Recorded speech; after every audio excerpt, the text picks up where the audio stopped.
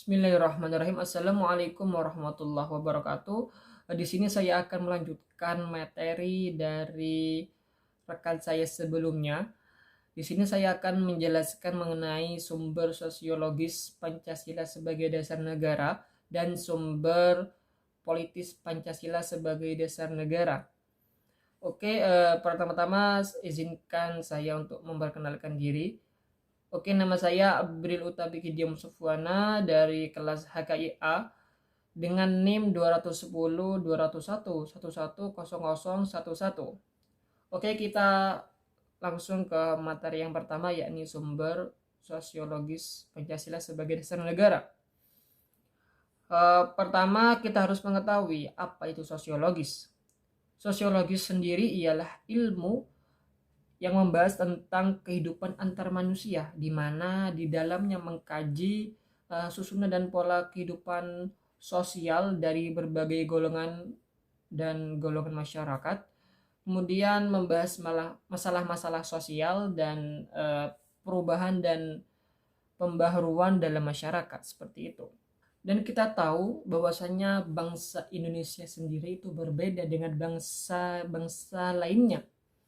Bangsa Indonesia mendasarkan pandangan hidupnya dalam berbangsa dan bernegara itu berdasarkan asas kultural yang dimiliki dan melekat pada bangsa itu sendiri. Dan nilai-nilai berbangsa dan kemasyarakatan yang terkandung pada sila-sila Pancasila itu merupakan bukan konseptual seorang saja, melainkan itu merupakan karya terbesar bangsa Indonesia melalui proses refleksi filosofis yang dilakukan oleh para pendiri bangsa. Dan Bung Karno menegaskan bahwa sila-sila Pancasila itu digali dari bumi pertiwi Indonesia. Oke, di sini ada uraian dari pimpinan MPR dan tim kerja sosialisasi MPR yang menguraikan pokok-pokok moralitas dan haluan kebangsaan kenegaraan menurut alam Pancasila. Oke, yang pertama, nilai-nilai ketuhanan sebagai sumber etika dan spiritualitas dianggap penting sebagai fundamental etika dalam berbangsa dan bernegara. Oke, kita tahu bahwasanya Indonesia mempunyai penduduk yang multi agama dan multi keyakinan. Jika hal ini tidak disikapi dengan rasa toleransi yang tinggi, maka dapat menyebabkan timbulnya perpecahan antar umat beragama. Jadi bisa dikatakan dengan demikian nilai-nilai ketuhanan sebagai sumber etika dan spiritualitas itu dianggap penting sebagai fundamental etika dalam berbangsa dan bernegara, seperti itu. Menurut Pancasila, negara diharapkan dapat mengembangkan kehidupan beragama, dapat melindungi kehidupan beragama. Sementara agama diharapkan untuk memainkan peran publik yang berkaitan dengan penguatan etika sosial, seperti itu. Dan negara diharapkan dapat berlaku adil terhadap semua agama sehingga kehidupan yang rukun dan harmonis akan terwujud, seperti itu. Oke, di sini ada uraian dari pimpinan MPR dan tim kerja sosialisasi MPR yang menguraikan pokok-pokok moralitas dan haluan kebangsaan kenegaraan menurut alam Pancasila. Oke, yang pertama, nilai-nilai ketuhanan sebagai sumber etika dan spiritualitas yang dianggap penting sebagai fundamental etika kehidupan berbangsa dan bernegara.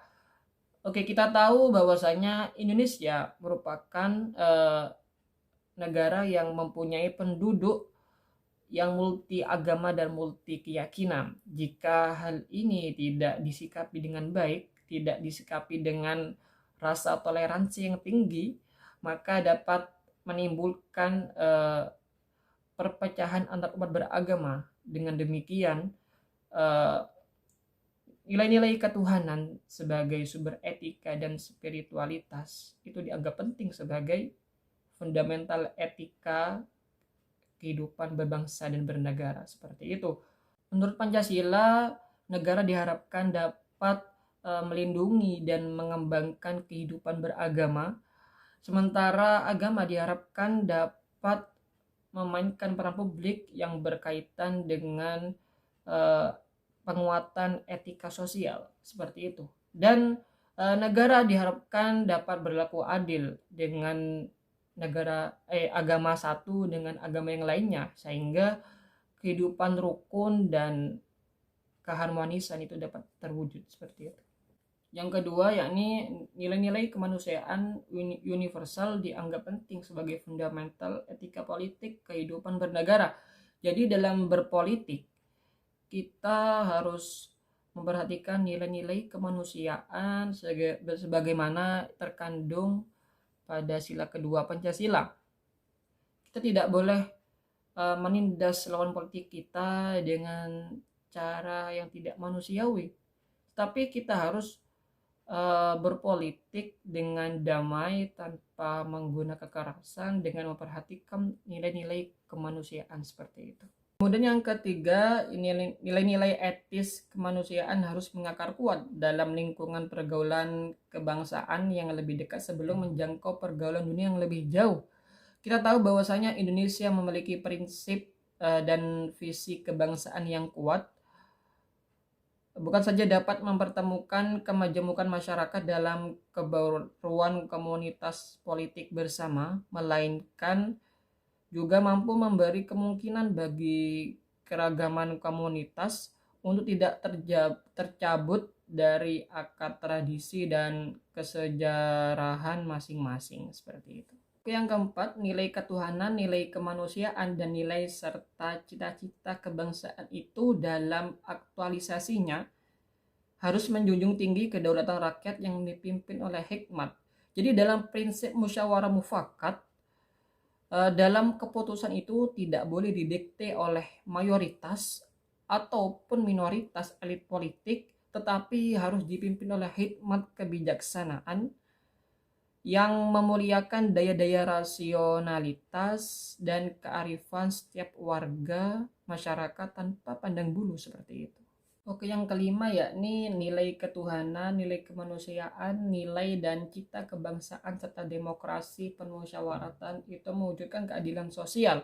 Jadi dari semua nilai-nilai dari nilai ketuhanan sampai ke demokrasi itu dilakukan semata-mata guna mewujudkan keadilan sosial. Oke, dan dalam visi keadilan sosial menurut Pancasila itu yang dikehendaki adalah keseimbangan antara peran manusia sebagai makhluk individu dan peran manusia sebagai makhluk sosial. Juga antara pemenuhan hak sipil politik dengan hak ekonomi, sosial, dan budaya. Oke, kita lanjut ke materi yang kedua, yakni sumber politis Pancasila sebagai dasar negara. Dalam pasal 1 ayat 2 UUD tahun 1945 terkandung makna bahwa Pancasila menjelma menjadi asas dalam sistem demokrasi konstitusional. Dengan konsekuensi, Pancasila menjadi landasan etik dalam kehidupan politik bangsa Indonesia. Di sisi lain, masyarakat Indonesia yang berkiprah dalam suprastruktur politik, baik itu di lembaga-lembaga negara maupun di lembaga-lembaga pemerintah, baik itu di pusat maupun di daerah, Pancasila menjadi norma hukum dalam memformulasikan dan mengimplementasikan kebijakan publik yang menyangkut hajat hidup orang banyak. Selain itu, warga masyarakat yang berkiprah dalam infrastruktur politik, baik itu di organisasi kemasyarakatan, partai politik, dan media massa, dan lain sebagainya, Pancasila menjadi kaidah penuntun dalam setiap aktivitas sosial politiknya. Sehingga dengan demikian, sektor masyarakat akan berfungsi memberikan masukan yang baik kepada pemerintah, sedangkan pemerintah memberikan akan menghasilkan output politik berupa kebijakan yang memihak kepada masyarakat, sehingga dapat terwujud masyarakat yang adil dan makmur dan masyarakat yang makmur dan adil seperti itu. Mungkin sekian dari saya. Mohon maaf Apabila ada kesalahan, wassalamualaikum warahmatullahi wabarakatuh.